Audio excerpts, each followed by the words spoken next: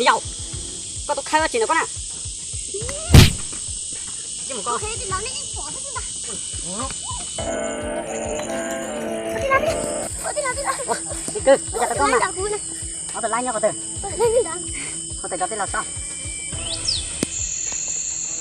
mua ra chỉ alo tí là cái tên là nó mua từ lại tàu cái cứ à quên tao mà đi tua nên là nè chờ nè Nó từ.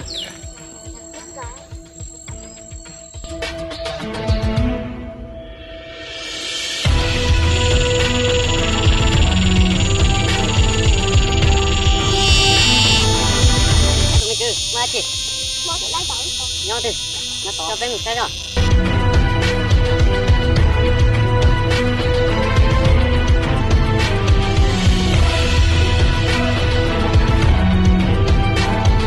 Chưa, ở từ nào?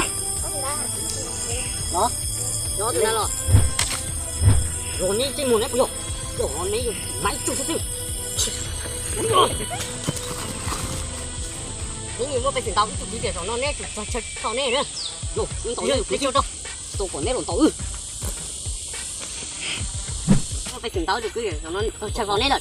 Nếu cũng cho mùa này chụp tôi nữa. Cái cho nó có, lấy một đi chưa? Cho nó có nữa.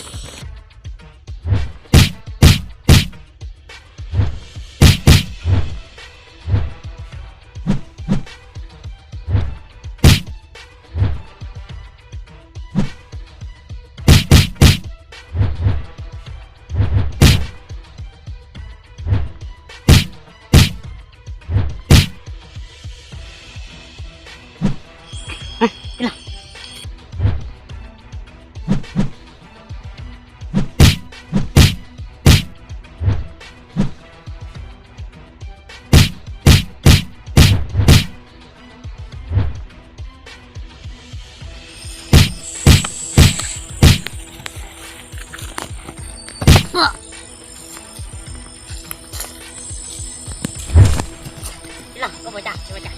Coba cari mau.